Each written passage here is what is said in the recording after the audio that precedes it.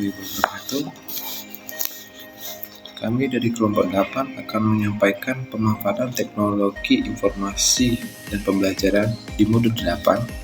Sebelumnya kami akan memperkenalkan diri. Saya sebagai moderator Doyo Agus Raharjo dan sebagai penyampai materi kegiatan belajar 1 Ibu Dwi Lestari dan kegiatan belajar 2 Diana Fajarwati. Baiklah, untuk mempersingkat waktu, marilah kita saksikan pemaparan dari Ibu Diana Fajarwati dan Ibu Dwi Lestari. Kepadanya saya persilakan. Terima kasih kepada moderator yang telah memberikan kesempatan kepada saya untuk memaparkan modul 8 fase 1 tentang pembelajaran berbasis website. Yang A, apakah internet dan website itu? Internet dan website adalah dua hal yang berbeda, tetapi keduanya saling berkaitan. Internet adalah jaringan global yang menghubungkan komputer di seluruh dunia. Internet memungkinkan pertukaran data dan konektivitas.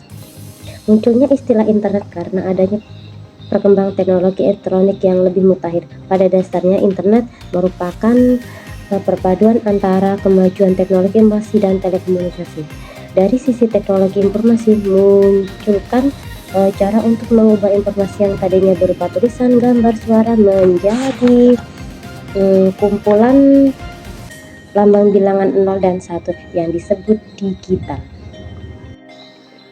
Website adalah kumpulan halaman web yang berada di dominan atau subdominan dari jaringan World Wide Web (WWW). Di internet, website berisi informasi yang berupa teks, gambar, video, dan lain-lain yang dapat diakses melalui internet. WWW menggunakan model penyediaan pemakaian komputer dan informasi disimpan di server yang dapat diakses oleh komputer penggunanya. Komputer penggunanya harus menggunakan perangkat lunak untuk dapat mengakses data, yaitu disebut browser. Dokumen web disimpan dengan menggunakan bahasa program yang disebut HTML, Hypertext Markup Language.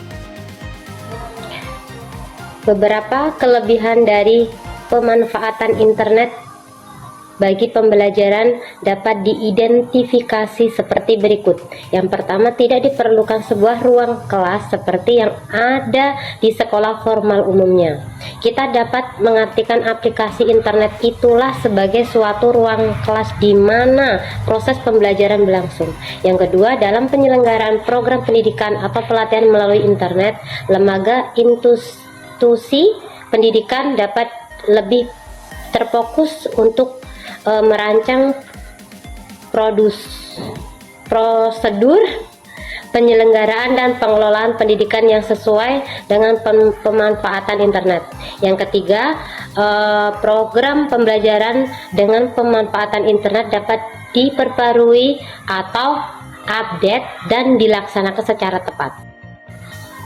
Di balik kelebihan internet bagi pembelajaran, ada pula keterbatasan dari pemanfaatan internet dalam pembelajaran seperti berikut. Yang pertama, apabila tidak cermat, perancang aplikasi pembelajaran melalui internet akan mengalami kegagalan dalam menyesuaikan rancangan aplikasi dengan kebutuhan para pengguna, sehingga rancangannya akan menjadi sulit digunakan dan prosesnya tidak tergambar secara jelas. Yang kedua, jika tidak ada sosialisasi sistem terlebih dahulu, para pengguna akan tidak mengenal dengan baik sistem yang digunakan. Yang ketiga, permasalahan bandwidth atau kapasitas server yang mengoperasikan internet kecil atau tidak kemungkinan para pengguna mengakses internet secara tepat.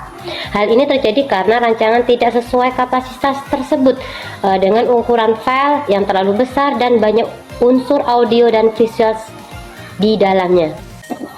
Selanjutnya, bagian dari internet yang berperan besar dalam penyediaan sumber belajar adalah WWW, World Wide Web. Apakah itu WWW? Sebuah ruangan dalam internet yang berfungsi sebagai kumpulan dokumen elektronik yang terdiri dari komponen audio dan visual yang saling berhubungan sebagai suatu jaringan.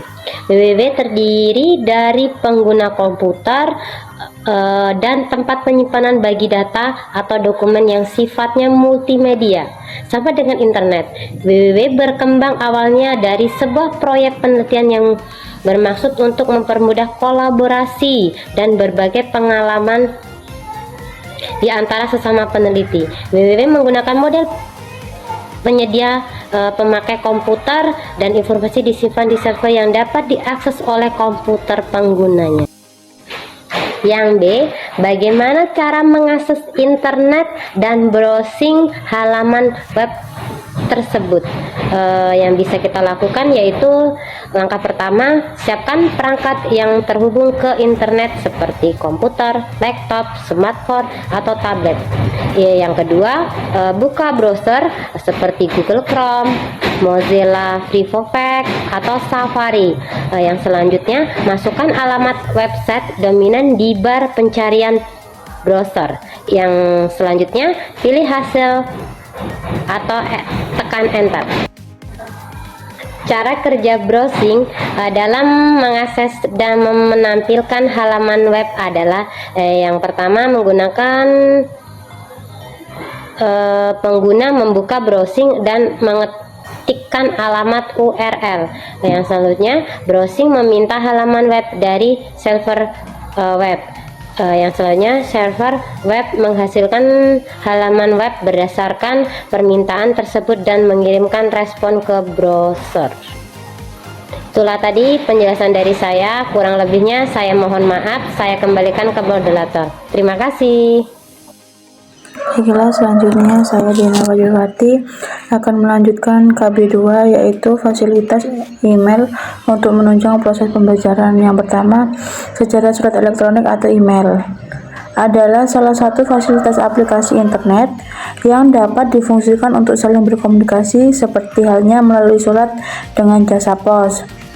Email tidaklah lebih dari pesan teks sederhana, namun pesan dikirimkan dari sebuah mesin, misalnya mesin A ke mesin B, dan orang lain membaca pesan yang dikirim dari komputer A ke komputer B. Sambungan ke email dapat terjadi jika seseorang tersambung dengan email server di mana pemiliknya mempunyai akun email. Cara menerima email ada dua jenis.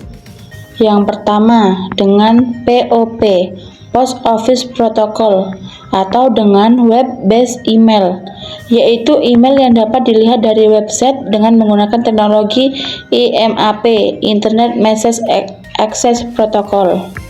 Ada 3 cara mengirimkan email secara cepat tanpa berkala ke banyak orang. Yang pertama yaitu newsletter, yaitu digunakan untuk mengirimkan rincian produk yang ingin kita jual atau kita pasarkan. Bisa dikatakan pula sebagai brosur soft copy. Yang kedua, e-zine merupakan suatu newsletter versi elektronik atau yang disebut juga majalah elektronik yang bersifat umum untuk dikirimkan kepada pembaca yang meminatinya. Kemudian yang ketiga, mailing list atau bisa disingkat dengan MaiList, mirip dengan newsletter dan e-zine, yaitu berfungsi untuk mengirimkan email ke banyak orang.